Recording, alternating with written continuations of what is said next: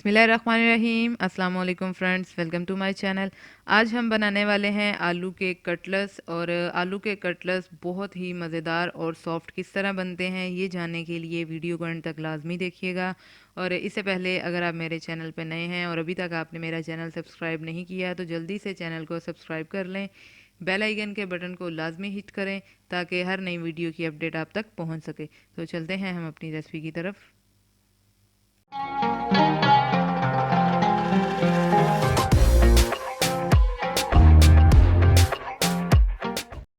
बिस्मिल्लाहिर्रहमानिर्रहीम। तो ये आज की रेसिपी हमारी यानी आलू के कटलेट्स के इंग्रेडिएंट हैं, जिसमें हमने सबसे पहले 1 किलो आलू लिए जिन्हें अच्छे से बॉयल करके हमने छील लिया है। अब हम एक किसी बड़े बाउल में सबसे पहले आलू शामिल करेंगे। तो इस तरह हम अपने तमाम आलू इस बाउल में शामिल करने के बाद किसी मैशर की मदद से इन्हें अच्छे से मैश कर लेंगे। अगर आपके पास मैशर मौजूद नहीं तो कोई बात नहीं, आप आलूओं को हाथ की मदद से भी मैश कर सकते हैं। और आलू मैश करते हुए एक चीज़ का ख़ास ख्याल रखिएगा कि आलू आपके बिल्कुल ठंडे हो चुके हों, क्योंकि गर्म आलूओं को अगर आप मैश करके बाकी मसाले शामिल करेंगे तो हमारा जो टिक्कियों का मसाला है वो थोड़ा नरम पड़ जाएगा, जिसकी वजह से फिर हमें टिक्कियाँ बनाने में प्रॉब्लम पेश आएगी। तो इस तरह हमने अपने तमाम आलू मैश कर लिए। अब हम इसमें शामिल करेंगे 2 अदद मीडियम साइज़ के बारीक चॉप किए हुए प्याज, जिस तरह हम ऑमलेट में बारीक चॉप करके शामिल करते हैं।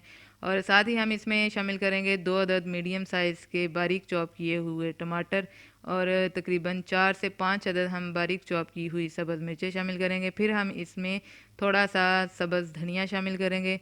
इसके बाद हम अपने थोड़े से स्पाइस शामिल करेंगे, जिसमें सबसे पहले जाएगा साबुत ज़ीरा 1 टेबल स्पून, साबुत खुश्क धनिया 1 टेबल स्पून, नमक जाएगा 1/2 टेबल स्पून, लाल मिर्च शामिल करेंगे 1 टेबल स्पून।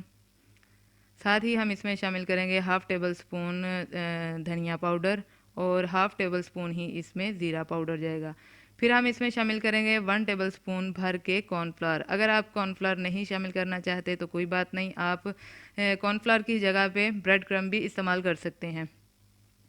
तो ब्रेड क्रम्ब का या कॉर्नफ्लोर का इस्तेमाल इसलिए किया जाता है कि अगर आपका मसाला थोड़ा सा नरम पड़ जाए तो आपकी टिक्कियाँ अच्छे से बन जाएं। तो हमारी टिक्कियों का मसाला जो है वो बहुत अच्छे से रेडी हो चुका है।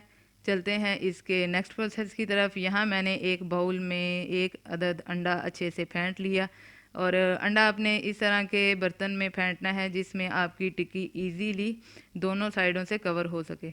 तो अब हम थोड़ा सा मसाला अपने हाथ पे इस तरह फैला लेंगे और इसे हर तरफ से अच्छी तरह गोल कर लेंगे। तो मसाला हाथ पे रखने से पहले मैंने थोड़ा सा अपने हाथ को ऑयल लगा लिया ताकि इसका मसाला मेरे हाथों के साथ चिपके ना। तो ये देखिए हमारी टिक्की बिल्कुल गोल हो चुकी है। अब हम इसे सबसे पहले अंडे में डिप करेंगे और फिर हम इसे अपनी ब्रेड क्रम्ब में अच्छी तरह कोट कर लेंगे। ब्रेड क्रम्ब को आपने अपनी टिक्की पे दूसरे हाथ की मदद से कोट करना है, क्योंकि अगर आप अंडे वाले हाथ से ही कोट करेंगे तो सारी ब्रेड क्रम्ब आपके हाथों को लग जाएगी। इस तरह हम अपनी टिक्की को अच्छी तरह ब्रेड क्रम्ब में कोट कर लेंगे, और बाकी का हमारा जो मसाला है उसकी भी हम सारी टिक्कियाँ इसी तरह तैयार कर लेंगे। तो हमारी तमाम टिक्कियाँ जो हैं वो बहुत अच्छे से तैयार हो चुकी हैं। अब हम चलते हैं इसके फ्राई करने के प्रोसेस की तरफ। यहाँ मैंने पैन में सबसे पहले 4 से 5 टेबल स्पून ऑयल शामिल किया। तो फ्लेम आपका इस पॉइंट पे बिल्कुल लो होना चाहिए।